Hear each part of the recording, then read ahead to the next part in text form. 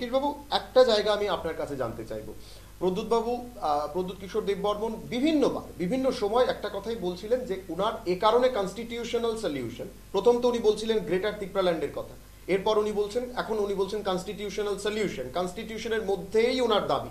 আমরাও বলছি নিঃসন্দেহে উনি কনস্টিটিউশনের আওতায় এসে যে কোনো দাবি করতে পারেন, ওনার আন্দোলনের অধিকার রয়েছে, উনি রাস্তায় নেমে রোড ব্লক করে আন্দোলন করার অধিকার রয়েছে, ওনার অনশন করার অধিকার রয়েছে, সমস্ত কিছু রাজনীতি করার অধিকার রয়েছে।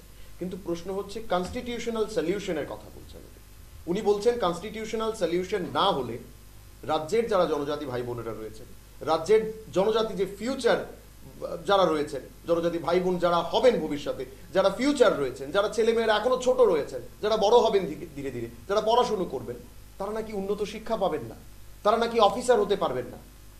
মানে ভাবুন, মেন্টালিটিটা ভাবুন। আমার কাছে এরকম ওনার বাইট রয়েছে, আমি যদি আপনারা চান আমি শোনাতেও পারি পরে, কিন্তু মূল শব্দ হচ্ছে উনি বলছেন যদি পড়াশুনো না করতে পারেন জনজাতি ভাই বোনেরা অফিসার হতে পারবেন না, নতুবা যারা এখানে বাঙালিরা রয়েছেন তারা অফিসার হয়ে যাবেন, তারা তারা তারা এগুলো দখল করে নেবেন, জনজাতি ভাই বোনেরা পিছিয়ে যাবেন।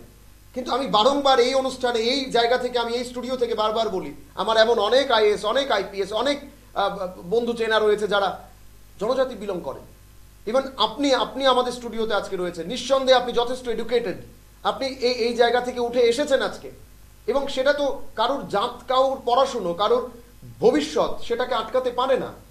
কি বলবেন? ধন্যবাদ প্রসেনজিৎ বাবু। ত্রিপুরা রাজ্যে বিগত দিনে আমরা কমিউনাল যে চিন্তা এটা ছিল না, কিন্তু কমিউনাল যে ইস্যুটা কে তৈরি করেছে, এটা যারা সুবিধাবাদী পলিটিশিয়ান, মানি শিকার, পাওয়ার শিকার, এরাই চক্রান্ত করে আমাদের এই শান্তিপূর্ণ রাজ্যকে, এই যে মেলবন্ধন যে আসে, যেমন ৮০ সন দাঙ্গায় এখনো ছোট ছোট কমিউনাল চিন্তা বীজ বপন করা হয়েছে। আমি বলতে চাই ত্রিপুরা যে এই যে কমিউনাল সিচুয়েশনটা যারা স্বার্থপর রাজনৈতিক নেতারাই কিন্তু তৈরি করেছিল বিগত দিন থেকে, এই প্রবাহটা এখন চলতে চলতে কোনায় কোনায় চলে গেছে। আরেকটা কথা, লেখাপড়া, education is above any society, any politics, any religion, any community. It is above. শিক্ষাটা সকলের জন্য। তো এখানে যে ওই জাতি সেই সুযোগ পাবে না, এই জাতি বেশি পাবে, পাবে না। এখন তো যারা মেট্রিক পাস করবে তারাই পাবে, যারা ফেল করবে তারা পাবে না, যারা ইঞ্জিনিয়ারিং পাস করবে তারা পাবে, যারা ফেল করে তারা পাবে না। So according to the qualification, that is the criteria, whether he will get the job or not, it is the determine. আমার কাছে এখানে যে সিচুয়েশনটা, যতই কথা বলুক কিন্তু বাস্তবের সঙ্গে মিল করে কথা বলতে হবে, এটা আমার বিশেষ চিন্তা। কারণ যাটা বলার অধিকার আছে ঠিক আছে, সকলের অধিকার আছে, কিন্তু যুক্তিসঙ্গত, লিগেল, অ্যাকসেপ্টেবল, রিজনেবল, এই কথাগুলো যদি বাঙালি নেতাই হোক, ত্রিপুরা নেতাই হোক, সেটা বললেই ভালো, এটা খুব দরকার আছে।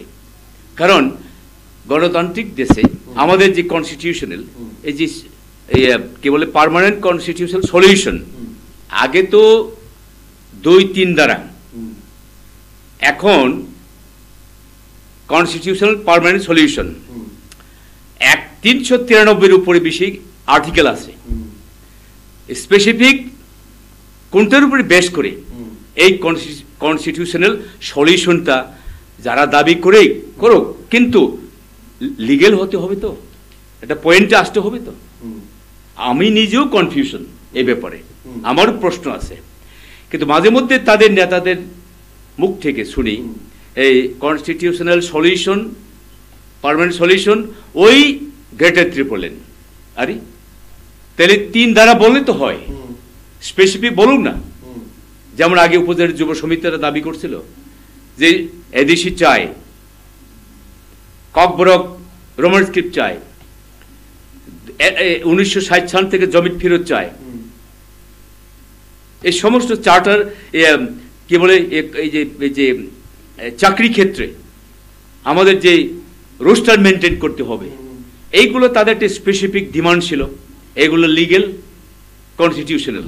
তবে সংবিধানের মধ্যে থেকেই কিন্তু আমাদের কথা বলতে হবে, সন্দেহের বাইরে, সন্দেহ করে সংবিধানের বাইরে গিয়ে যদি কথা বলে এটা আমার কাছে গ্রহণযোগ্য না। তবে যেমন এই 370 দ্বারা জম্মু কাশ্মীর তাদেরকে দেওয়া হয়েছে, কিন্তু যারা ক্ষমতাতে বসে আছেন কিন্তু তাদের উপরই নির্ভর করে, কিন্তু তাদেরকে ভেঙে দিয়ে এখন তো সব ইউনিয়ন টেরিটরি বানাইলো, এখন লাদাখেও ইউনিয়ন টেরিটরি বানাইলো, লাদাখ চাইছে এখন ফুল ফ্লেজের স্টেট ডিমান্ড। পার্মানেন্ট এই দুনিয়াতে কোটাই নাই, সব টেম্পোরারি।